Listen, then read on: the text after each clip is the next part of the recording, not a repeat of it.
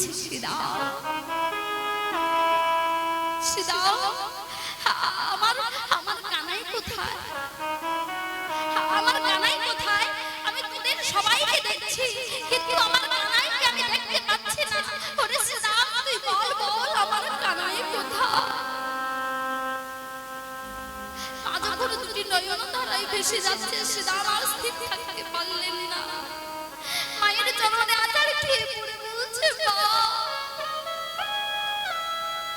আমি তোমার কানাইকে অনেক বাধা দিয়েছি মা।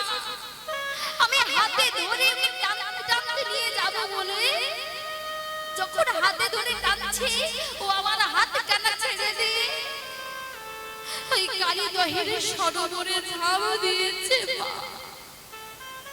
ও আমাদের কথা শুনে না মা, ও আমাদের কথা শুনে না। সিদা তুই আমার কানাইকে ধরে রাখতে পারলি না? তোর কাছে তো সমস্ত দায় দায়িত্ব দিয়েছিলাম, তুই আমার কানাইকে রাখতে পারলি না। আমার কানাই এমন করে ওই সরোবরে ঝাঁপ দিয়েছে। না না না না আমি আমি আর বেঁচে থাকতে চাই না। আমি আমি ওই ওই সরোবরে ঝাঁপ দিয়ে আমি আমার জীবনটাকে শেষ করে দেব। মা যখন কাঁদছে এমন ভাবে পদকর্তা বলছে দেখা দেখো মায়ের ভাবটা তুমি দেখো। আজি কান্দে বজেশ্বরী উচ্চ সারকটি, কান্দে বজেশ্বরী উচ্চ সারকটি, কান্দে বজেশ্বরী উচ্চ সারকটি, কান্দে বজেশ্বরী উচ্চ সারকটি। কোথায় রে গোকুল চন্দ্র, কান্দে বজেশ্বরী উচ্চ সারকটি, কান্দে বজেশ্বরী উচ্চ সারকটি। কোথায় রে গোকুল চন্দ্র, ভুলিকার বলে ঝাঁপ দিলি জলে, ভুজঙ্গে হইলি বাঁধ। ভুলিকার বলে ঝাঁপ দিলি জলে, ভুজঙ্গে হইল বন্ধ। আমি অপুত্র হইয়া মন্দির লইয়া, অপুত্র হইয়া মন্দির লইয়া, অপুত্র হইয়া মন্দির লইয়া, অপুত্র হইয়া মন্দির লইয়া। আমি থাকিতাম পরম সুখে, অপুত্র হইয়া মন্দির লইয়া, ঠাই পাইয়া সুখে। সন্তান হইয়া জঠরে জন্মাইয়া ছেড়ে মায়ের বুকে, সন্তান হইয়া জঠরে লইয়া, চলিলি মায়ের বুকে। তুই সন্তান জঠরে জন্মাইয়া ছেড়ে মায়ের বুকে, সন্তান হইয়া জঠরে লইয়া, চলিলি মায়ের বুকে। তুই আমার বুকে কেন হেলহা নিলি, তুই আমার বুকে কেন হে হানিলি, তুই আমার বুকে কেন হেলহা নিলি,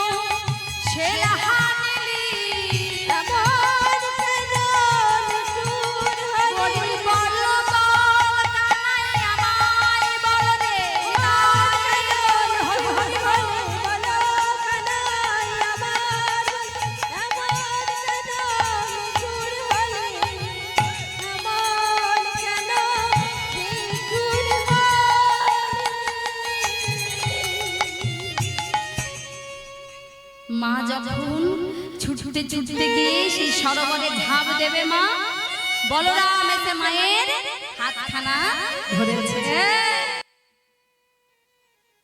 এই যে মা, তুমি কি করতে চলেছো মা? তুমি কি করতে চলেছো? শোনো মা, শোনো শোনো, আমি তোমায় একটা কথা বলি, শোনো। তোমার যে কানাই ওই সরোবরে যে ঝাঁপ দিয়েছে না, তোমার কানাইয়ের কিছু হবে না মা। আমি তোমার ভাইকে চিনি। তবে মা শোনো মা, একটা কথা মা, তুমি কানাইয়ের জন্য ভেঙে পড়ো না। তুমি কানাইয়ের জন্য ভেঙে পড়ো না।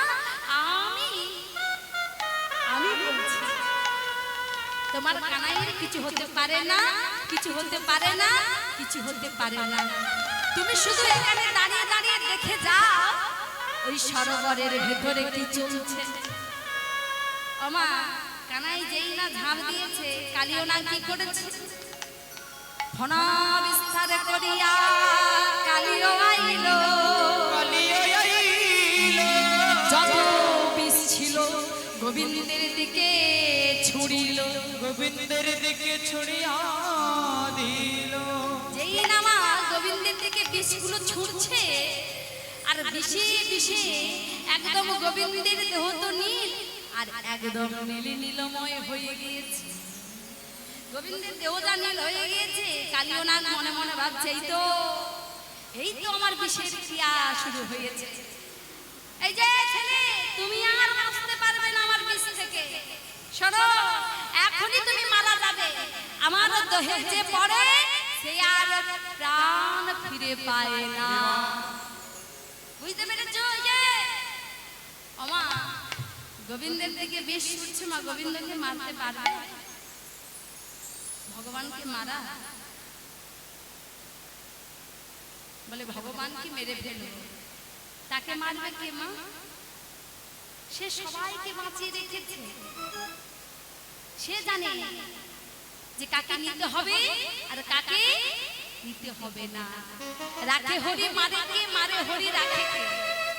সে যদি চায় তোমার জীবন বাঁচিয়ে রাখতে পারে, আর সে যদি চায় তোমার জীবনকে কেড়ে নিতেও পারে, তাই না? তবে তাকে মারবে কার সাধ্য আছে? কার সাধ্য আছে? গোবিন্দকে আবার মারবে। যখন কালিও নাগ বিষ ছুটছে মা, গোবিন্দ মা দাঁড়িয়ে আছে, আর বিষ ছুটতে ছুটতে যখন বিষ সরে গেল, কালিও নাগের নয়ন যখন গোবিন্দের নয়নে পড়ে গেল মা, কালিও নাগের একটু মায়া এলো। কি এলো? মায়া এলো। হ্যাঁ রে, কোন মায়ের কোল থেকে আমার সরোবরে এসে পড়েছিস? আয় আয় আয়, তোকে আমি তীরে নামিয়ে দেব।